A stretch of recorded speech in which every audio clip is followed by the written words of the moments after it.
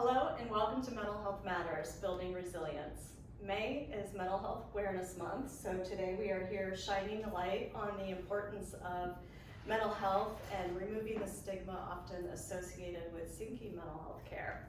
I'd like to start by welcoming our guests today.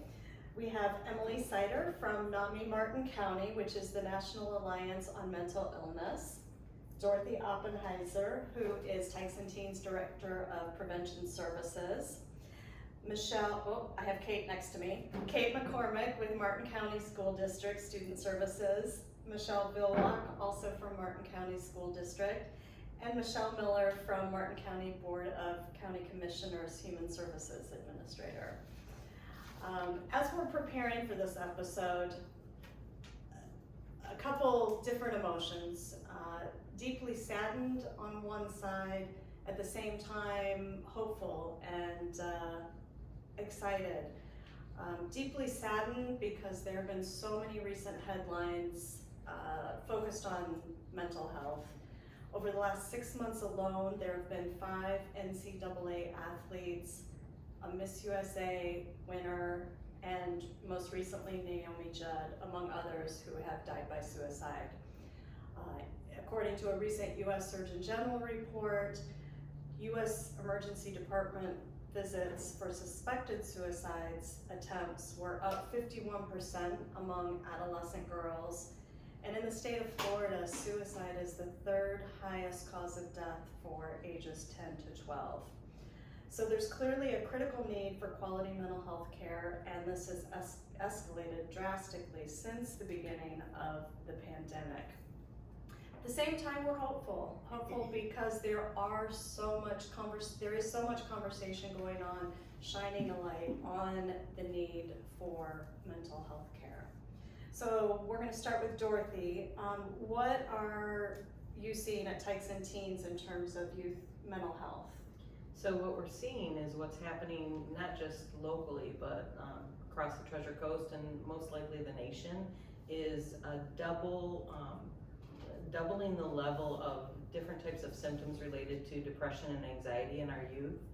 Tykes&Teens is an agency where we focus on the mental health of our youth in our community, and we are seeing not only that increase during the pandemic, but we're also seeing the effect that all of the areas of the pandemic has caused on youth. So isolation, increased stress, disconnected from peers and healthy activities. So as we come through and start interacting again, we need to look at how to help youth reconnect and how to help them build healthy relationships and interactions and participate in activities that are healthy for them so that they can learn alternative strategies. One thing that we do know, recently the U.S. Surgeon sent out a general advisory, and not only did they see a doubling of those symptoms in the last few years, but they're also seeing a 41% increase in girls' emergency room visits, actually a 51% increase in girls and 4% in boys who are visiting the emergency room. I know I have colleagues who work in doctor's offices who are saying that most of their visits are related to anxiety or depression. They don't even have the ability for handling the common cold anymore or COVID symptoms because they're overwhelmed with mental health symptoms. So one thing at Tykes&Teens that we focus on, not just during Mental Health Awareness Month, this month and the month of May, but also all year round, is starting to have more and more conversations about checking in with the people and asking them how they're doing and checking in on, not just I'm fine, but going beyond that. And so we want everyone to know that mental health right now is just as important as physical health. We do a great job going for walks and looking at nutrition, but we really have to look at and take stock in how we're feeling and what we're doing and checking in with others and also taking care of ourselves. Thank you. Michelle, going to you, what are we seeing across Martin County in terms of youth mental health issues? So in Martin County Human Services, we manage the civil citation program. So if a youth is entered into some kind of diversion program, also the REACH program, and they are coming to us basically to either avoid a arrest or to avoid a alternative school, right? Then we put them through a program, and in that program, one of the assessments that we're doing is, finding out the cause of what brought you here. And a lot of what we're seeing is vaping, THC. That's probably the biggest thing that we're seeing people coming through our program for. And the underlying reason seems to be either anxiety or depression in some sort. And a lot of that is surrounding the family unit, so they're seeing a lot of stress in their family, and then that's really causing them to use THC or whether it's vaping, nicotine, to self-medicate themselves. And not only are we fighting with that portion of it, so it's the family unit and what's happening with that, but it's also the culture that we're seeing, which is more acceptance of smoking marijuana or vaping it. We're seeing a higher ability to get it, either if it's from a sibling, or a lot of kids these days are even able to get their own medical marijuana card and then go in. We're seeing them go buy a product, bringing it to the schools. A lot of times they're selling it, but again, what we're seeing overall is that there is a big increase in children that feel like they have to self-medicate for whatever reason.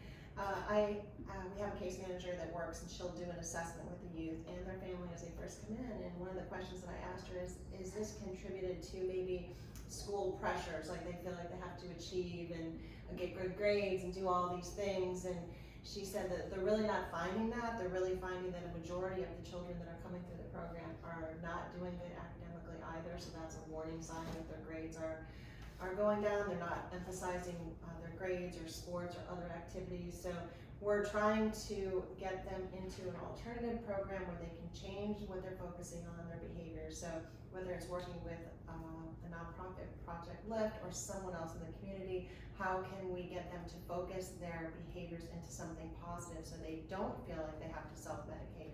And also working with Tykes&Teens and other nonprofits to get them the services that they need. Thank you. Shift over this way to Emily.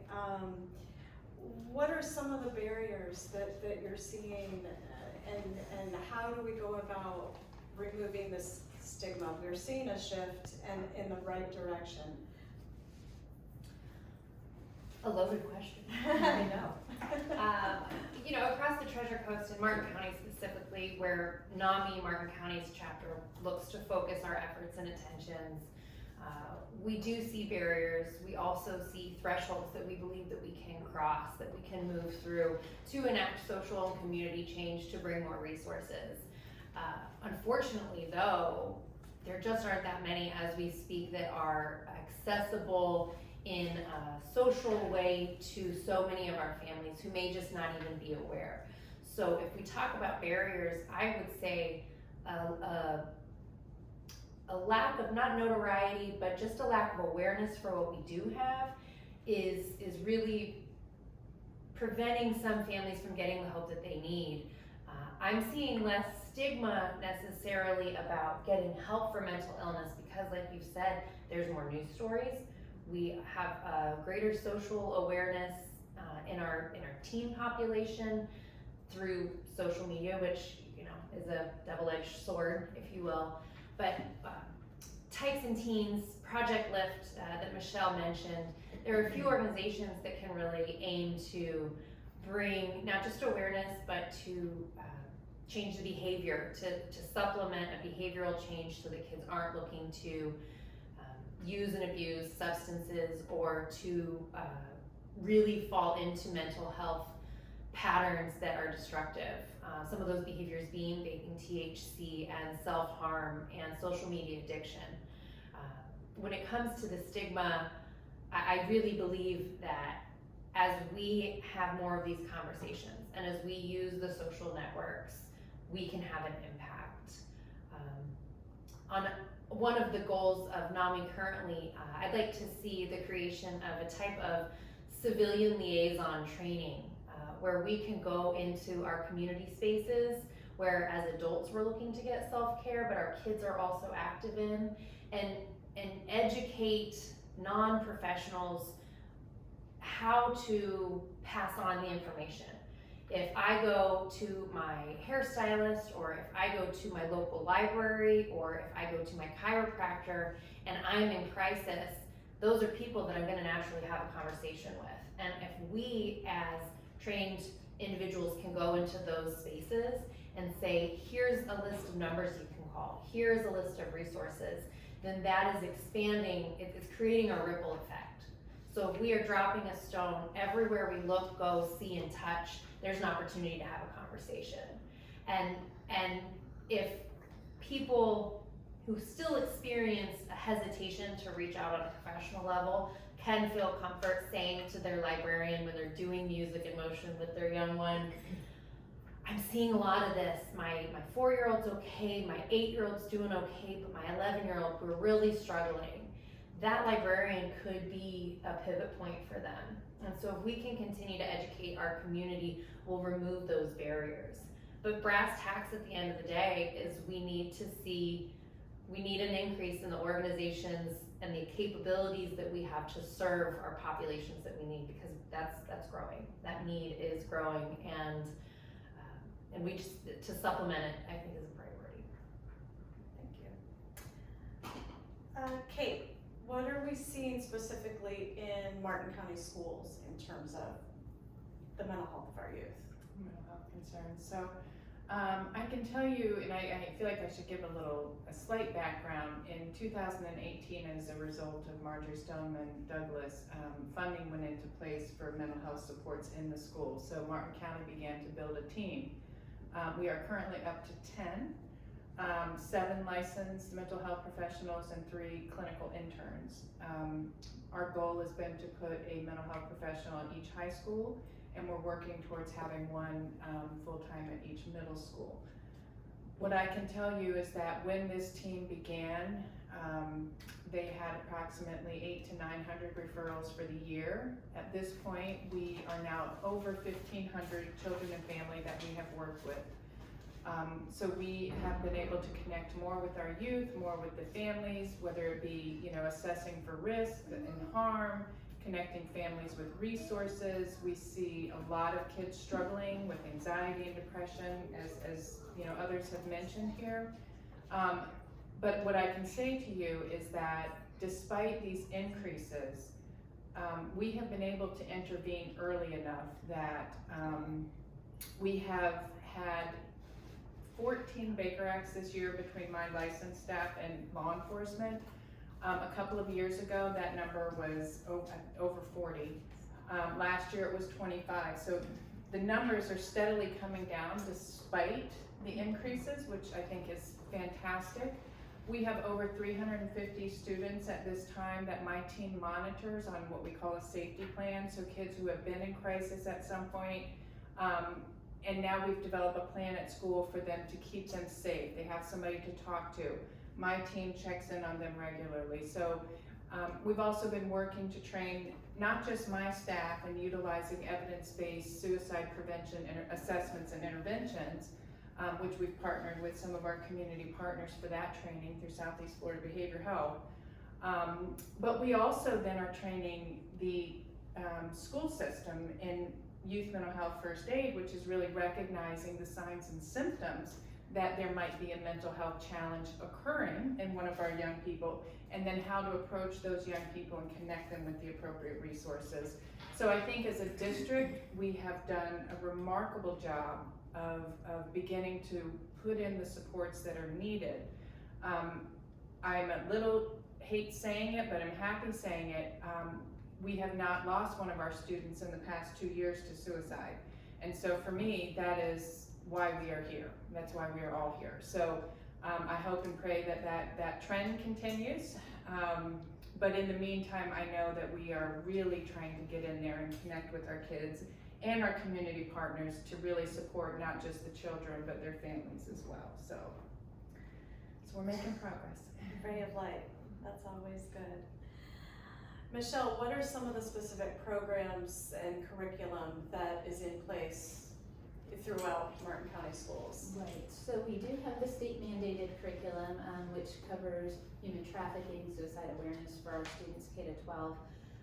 In addition, we collaborate with our community partners, some through grants from Southeast Behavioral, some through grants that our community partners have procured. When Stoneman Douglas happened, our resource officers needed to be used differently, and so DARE went away, and we picked up through Tykes&Teens Botman Life Skills, which is a program that's run through our 5th grade classrooms all across the district, and talks about those resiliencies, how to resist substance abuse, how to resist those social norms that we see, and how to be healthy humans. In our middle school and high school, we have the Alcohol Literacy Challenge, which replaced Project Northland, and that is again building those resiliency skills to not listen to the media about how great substances are and how wonderful they are. So we, and then we have within our curriculum, as I said, we dealt with the human trafficking, suicide awareness, and then we have data counselors who were brought to us by Southeast Behavioral Health Network, and that is the Drug Abuse Treatment Association, has now a counselor in every one of our middle schools and high schools, and they run a success program for prevention of substance abuse, but they also will see students who are at risk. So based on discipline referrals, based on school counselor referrals to our school social workers, they can be referred to those students. So yes, we're hoping to continue to see none of our students lost to suicide, and to continue to intervene early through our prevention programs and our in school and our collaborative partners. That is good news, and it's good to see so much of a focus on the importance of mental health in our schools. Ladies, thank you so much. Any closing comments, thoughts? I would say when people need resources, the number one place that I share is for people to call 211. I know families are struggling and they're trying to find help for their families, and if you call one agency and find out that there's a waiting list, or you call a different place and they don't have the capacity, 211 has the whole list of all different types of resources. So whether you call, go online, or text, or chat on their website, they are really the repository of all information to all the different types of resources that are available on the Treasure Coast and across the country. And they're available 24/7, 365 days at any time, which is critical for many. And they also have trained crisis counselors, so for youth, teens, adults, anytime they are available, and that's an important feature too. So 211.org. We will also have additional resources on our website at Tykes&Teens.org on building resilience for kids through the American Psychological Association. So various tools for parents, for youth, for families, and additional articles on the topic. So thank you all for joining us to shine a light on the importance of mental health and wellness. And thank you to Children's Services Council of Martin County for supporting this prevention effort. Thank you so much. Thank you. Thank you.